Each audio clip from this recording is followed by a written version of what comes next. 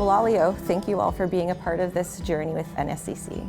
As we celebrate the past 25 years, we're also looking forward to the next 25 years and beyond, where equity, diversity, and inclusion is at the forefront. Today, we are here in Mi'kma'ki, the unceded territory of the Mi'kmaq. We want to share some teachings with you as we prepare to work with the land and celebrate Earth Day. G'day, Nindeluisi Rachel Whitney from Geskapiga First Nation, and I'm faculty with the Center for Teaching and Learning at NSCC. G'day, Deluisi Nikki. Hi, my name is Nikki. I'm a former student of NSCC from Annapolis Valley First Nations. First, we would like to talk about Umsit Nogama, which means all my relations, and how that relates to the earth. So the idea around Umsit Nogama is that we are related to all things. So not just our relationship to our parents or to our siblings, but our relationship to all life.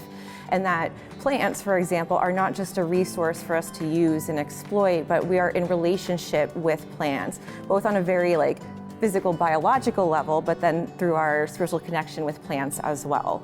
And this even goes down deep into our DNA. All living things have DNA, and DNA is just a string of 4 different nucleotides. It's just the order of those that are a little bit different from one living thing to the next. So essentially all living things are made up of the same building blocks. It's just the recipe that is different and creates that diversity that we have amongst all life. So in addition to that connection at that genetic level, we're also connected through the air that we breathe in and exhale. So we exhale carbon dioxide, and plants need that. They take that in and then convert that to the oxygen that we use in order to breathe and survive. So essentially, we need each other. We need this cycle of airflow in order to keep all living things here. So even though we're made out of the same building blocks, they're assembled in different ways, and that gives rise to the diversity that we see in all life. And all these different life forms work together in order to essentially make life what it is. We have microbes in the soil, we have fungus, we have various plants, and all of their roots intertwine. And it is that whole picture, that whole kind of collective working together that keeps that diversity going and keeps all life as strong as it can be. Speaking of diversity, each plant has their own individual medicinal purpose. Something that you could think is just a weed can be an extraordinary healing agent. So speaking about wild plants, there seems to be a bit of a resurgence now with greater interest in wildcrafting and foraging for wild plants. But we also need to remember that we have a responsibility to the environment and not taking more than what we need. If we take too many plants from a certain area, this can disrupt the balance of the ecosystem and disrupt kind of that interplay of the reliance of various species on one another. We don't want to contribute to species extinction in any area.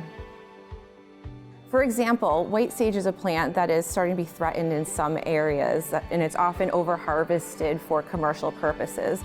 However, this is a sacred plant to us, and it's essential for our smudging ceremonies. One way we can maintain our connection with plants without contributing to their depletion in the environment is through growing our own. When we are engaged in that process of growing our plants, it helps us build our relationship with the plant as we mutually grow and care for each other. Well, Alio, thank you for listening. Now we're going to hand you over to Cody and Michelle, who are going to give you a lesson on creating your own potted plants. Just another way to give back to the environment.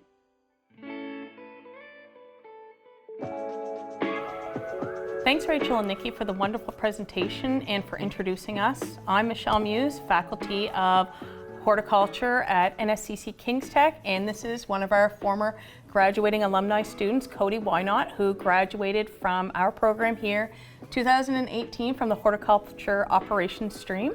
We are going to teach everyone how to plant a hanging basket. So Cody and I both have a love of plants, and this is going to be a lot of fun. It's fun to be able to be interactive with a student that has now moved on into industry. So we're going to teach you a few really easy tips and tricks to get yourself started. If you've never planted a hanging basket before, it's really fun to do. You don't need a whole lot of supplies, and we are going to supply you with a list as well. So first thing, I have gloves on, so you're going to be able to see my hands. Hopefully you have some at home. If not, it's really therapeutic to feel the soil in your hands. So the type of soil we're using is a soilless media. It's peat-based, and it has some perlite mixed in. And then you have these little white specks in the soil, which are actually vulcanized rock called perlite. And the perlite is very light, and it actually adds a lot of drainage to the soil. So the most affordable they can use, and the perlite just adds that extra drainage. So because it's an industry standard, that's what we're going to be using today. So the next thing I'm going to do here is we're going to apply what's called a water gel. And these are little crystals that you need to place in your hanging basket halfway down in the basket before you do any planting whatsoever. So only fill your hanging pot halfway full of soilless potting media. We're going to take the recommended dosage of the water crystals. So these crystals might look very tiny right now, but what's going to happen after we plant and apply water, the soil crystals are going to absorb up to 200 times their weight in water. So it's going to act as a water retainer, and it's going to help us get through those really hot summer days from wherever you are. It does get hot in Nova Scotia. Yes. You're also going to apply some hanging basket food, and this is a slow release hanging basket food. And again, sprinkle this on. It will fertilize your hanging basket for the entire summer. So you're always going to have big, beautiful, and healthy blooms. This fertilizer is going to slowly break down over the entire summer months, fertilizing your hanging basket for you so you do not have to. So with any fertilizer or any soil amendments that you're adding, you always want to make sure that you're always following any of the label rates. That way you get the most out of your planters. Adding less, you could start to see some deficiencies in the plants, or too much, you could actually start to burn some of your roots, and which actually could kill your plants. So you always want to make sure you're following the perfect rate so you get the most out of it. So next step, we are going to add in some more of this soilless media. Now, when we put this in, you do not want to mix up the soil moist crystals that we have just put in the hanging basket. Once we plant these and apply water, the crystals are actually going to soak up water, and they act as a water reserve to help your hanging basket in times of extreme heat, maybe a little forgetfulness on my part to water my hanging basket daily. Cody and I have selected some of our favorite plants that are currently growing in the greenhouse right now. We have first and second year students growing and maintaining plant material here at the college for us to be able to use for this. We have 4 different plants here today, and we're going to plant using the planting scheme called Spiller, Filler, and Thriller. So we have our first plant here. So this is a typical geranium that you'd find. They come in lots of different colors and flowers and leaves, leaf shape. It loves full sun. It handles a little bit of drought, handles the hot sun. It's a plant that you might find in your grandmother's house, and it's just a typical nursery plant, and you find it in lots of hanging baskets and planters. Cody actually just did a really great tip, which I'm going to talk about. Cody, can I just see that pot again? If you've seen Cody, he actually was pressing the sides of the pot to help get the geranium out. And the next thing that you can do to get that geranium out is, there you go, split your hands, pull the pot out so we can pull those roots, beautiful, beautiful roots apart. So again, we are giving those roots a gentle tug. Most of you might think that we're harming the plant. It is only doing the plant a world of good. This is encouraging a much stronger, healthier root system that's actually going to grow down in the pot and help absorb as much water and nutrients as it possibly can. Beautiful, beautiful color. Beautiful leaf color too. So again, as the geranium starts to encourage new blossoms, you still have this beautiful leaf pattern and leaf color on the leaves. Awesome. Absolutely beautiful. And again, geraniums are going to bloom most of the season for you, so they're generally always in bloom. And they can handle a little bit of light frost as well, so even in a little bit into the fall as well. Too early to talk about frost, I know. Cody. So next we have is a spreading pansy, loved by beneficials and bees for the flower color. Great early season plant for the spring, does really well in cool weather, and then later in the season with some part shade. So with these spreading pansies, these are relatively new on the market. Most of us will think of pansies, maybe you see them jumping up out of your lawn, you remember them as a child, whereas these ones, we're going to plant it near the edge of the pot, and you can actually angle your plants as well, as long as you make sure that your roots are going to be underneath soil to let it cascade down. So you're going to have this beautiful waterfall of yellow pansy blooms coming down there. So again, like Cody was saying, they are a cool season plant, so they will bloom until it gets too hot. They'll die back a bit, but later on when the season becomes cool again in September, you'll see them regenerate. So Cody again is just doing that nice little tip where he is just gently squeezing the pot, putting his hand out to pull that plant out of the pot. Beautiful fibrous root system that you can see on here. And this plant's called a wandering dude. Wandering dude. And this is going to bloom all summer for us, and it's just going to add some nice contrast with our pot. It's going to add some height as well as it hangs. All around good plant. And it's an absolutely beautiful plant. It has beautiful green leaves, small, tiny, little white flowers. But the great part about this plant is the backside of the leaves are a purple color. So again, as it spins around in the planter, you're getting a multitude of different colors. The other thing that you can do when you're planting these spillers and fillers, plant it very close to the edge of the pot. That way you can encourage that downward growth of the plant. So as you can see, we have a little bit of room right along the edge of inside of our pot. And there's actually a little line there called the water line. So you want to make sure that your soil is only reaching that line and no further. That way you're leaving enough room for when you water that it's going to seep down into the soil and it's going to penetrate and get deep into the roots, so your plants are getting as much water as possible. If you were to go above that line and you were to water, you were going to risk overflowing it. So you're going to be wasting water. It's going to be less water going to your plants, and you're probably going to get yourself wet too. Has that ever happened before? Oh, it happens. It happens. The other thing about these beautiful spillers, you can actually encourage some of the growth to go inwards in the pot. So again, you have one plant and you're going to let it grow in the pot to seep down on the other sides of the pot as well. Perfect. So then the next one we have is a Selenia begonia. So this begonia can actually handle a lot of hot sun, which is actually not typical for most begonias, and that's why we've chosen the Selenia type. Beautiful, will bloom all summer, great growth. Just another typical plant like the geranium. It's one you want to add to your planters. The other great thing about this Selenia begonia, this is a series, and they have chocolate colored foliage, and you can see that instead of having a typical green foliage, this has a beautiful chocolate color. And you can see Michelle kind of did a little hidden tip there with her begonia. The leaves are pointed to one end, so you want to make sure those leaves are pointing to the outside of your pot, because that's the way the plant's going to grow. If you plant it to the other way, it's going to start coming into the middle of your pot. It's going to start taking over room from our geranium, choking it out, and then choking out whatever other plants are going to be in there. So what we're going to do now is we're going to fill it with the rest of the soil, and maybe Cody can talk again about a few more tips that we have when you're trying to finish off your hanging basket.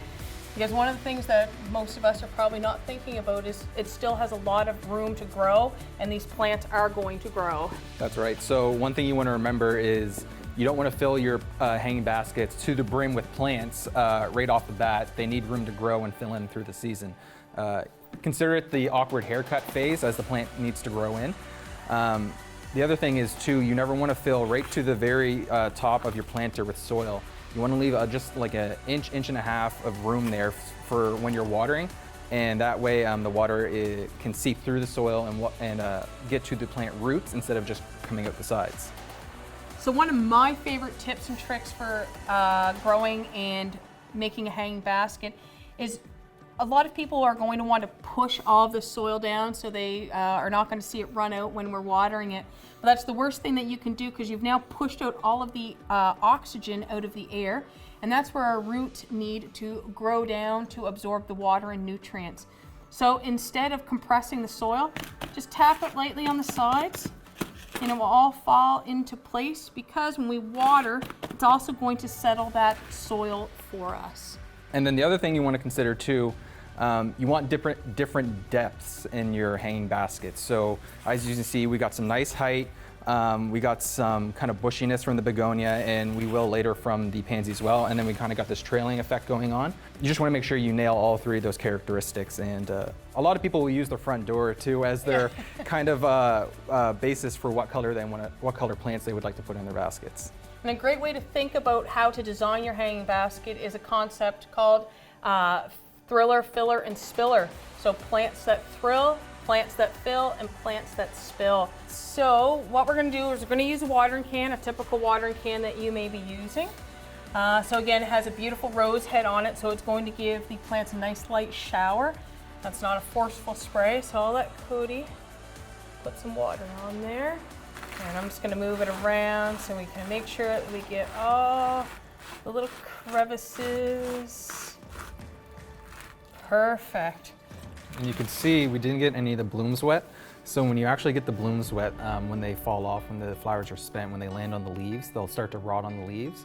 And that'll change the color of the leaf, but then it'll also create rot in that. It's kind of like acid going through multiple floors of a factory, if you can imagine that. So it's just gonna slowly work its way down. So if you can avoid getting the leaves wet on the geranium or the begonia, that's the best for the plant overall. So we're gonna do what's called the finger dip test. And you're going to take your finger and put it into the wet soil. What you want to do is put it up to at least the first knuckle, and I have gloves on so hopefully you can see. And again, I put it in there and I can feel the moisture through. I can actually see because of the glove, we can see that actual moisture on the glove.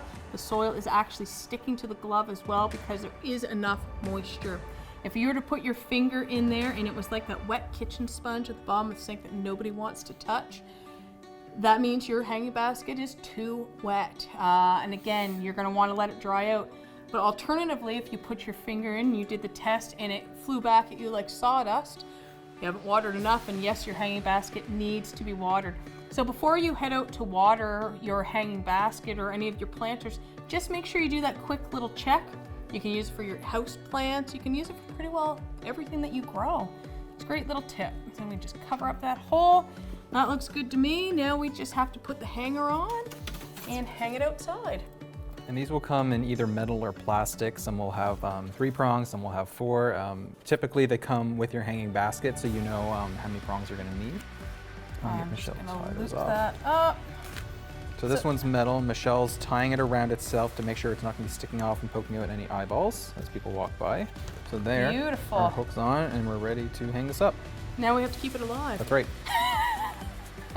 So for our next planter, Cody and I are going to be planting a perennial planter with a different mix of perennials that are going to be great for not only pollinators, but for birds and for interest throughout the entire season. So perennial planters are going to need a different soil. So with a perennial planter, we're gonna do a more traditional soil that you might find outside. So there's gonna be some clay, there's gonna be some silt, some sand, and then we're also gonna add some organic material like composted manure or other green compost. The importance of adding that is it's putting nutrients back into the soil, it's adding structure, it's gonna retain moisture, it's gonna also drain excess moisture. You just can't go wrong adding any organic matter to your soil. So here we have a scoop of the compost that we make here at NSCC with the plant debris from our greenhouse complexes as well as on the grounds.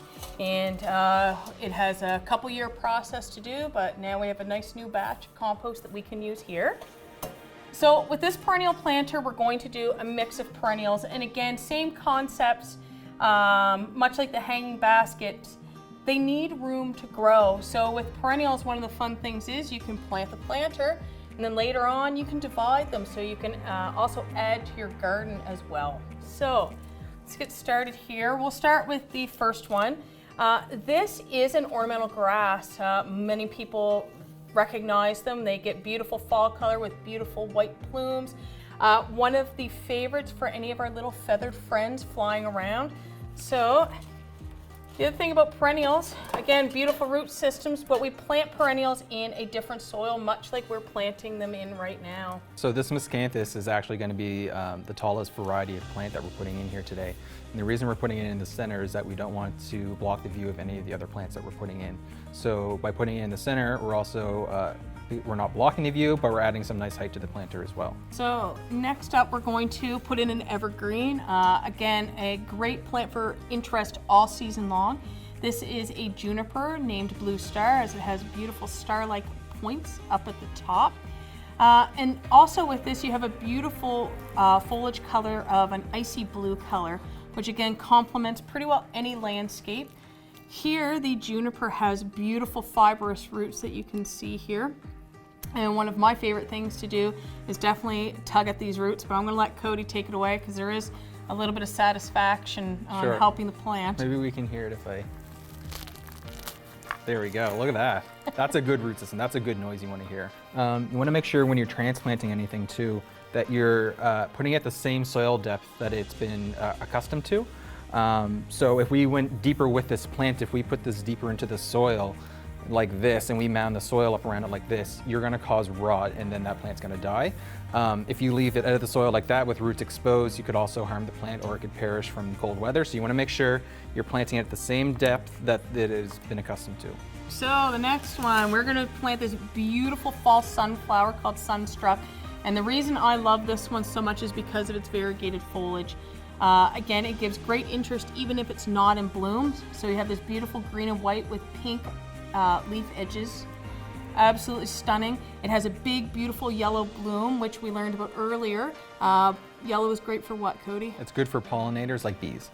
You can see too, another really great tip to take plants out of a pot. Just open up your fingers like you're, I can't even do that, doing a peace sign. Doing the live long and prosper. Ah, thank you, that's it. So live long and prosper over top. Gently grip the pot, turn it upside down. Give a little squeeze at the bottom, ta-da. We have our beautiful root system and our perennial there. So Cody, you want to dig a little hole there? And again, you can see that the soil's falling away from that beautiful root system, and that is perfect. We don't need to tease those anymore. Next, a very cute little purple echinacea, coneflower echinacea. You've heard it called many names. One of the favorites for who, Cody? Bumblebees.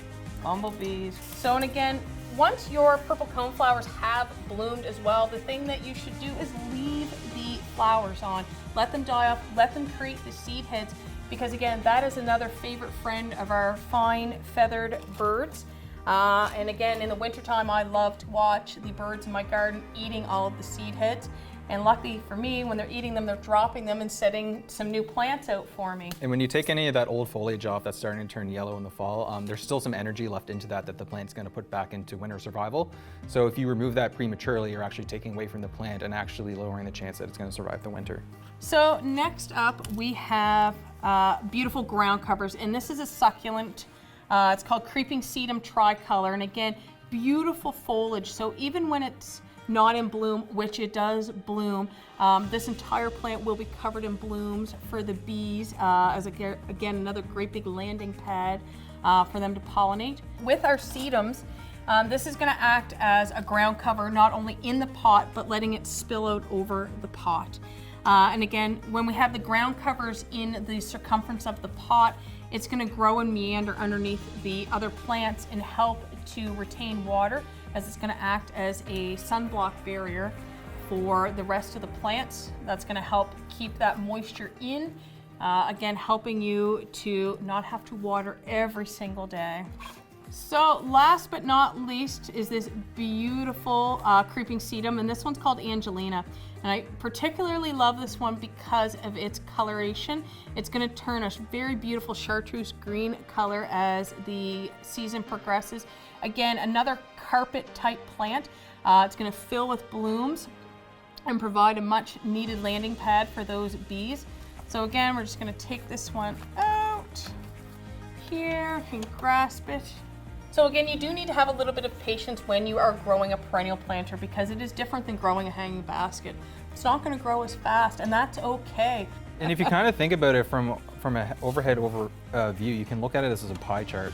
So you can kind of see it like this section here, maybe this 1/3 would be like your late spring and summer growth. And then maybe we'll turn it a little bit more, and then the real colors of these will come out late summer, fall, along with your purple color from your coneflower. And then we can turn it more for winter, and then you have, all of these colors that are going to contrast with a lot of the snow and the winter colors. So as the seasons progress, you can slowly rotate it to show off the best qualities of the planter. So we're just going to water our perennial planter here, and I'm going to show you a few tips and tricks. We've got this beautiful showering rose head. So again, it's really gentle on the plants, gives a nice even soak. Again, watering is best done earlier in the day to help any of the foliage dry off. But again, if you get home late and your plant needs water, please water it. We're just going to dip our finger in up to our first knuckle there, and you can actually see moisture on my glove as well as soil. So that's indicating to us that, hey, you know what, there's just enough water in here. Thanks so much for coming out today, Cody, to help us film this series for NSCC. It's not a problem. I love being back at the college. Anything I can do to help out NSCC, my experience here was so positive, and again, anything I can do for the school, especially on its 25th anniversary. Well, thanks again for coming, and thanks for watching, and congratulations, NSCC, you're 25.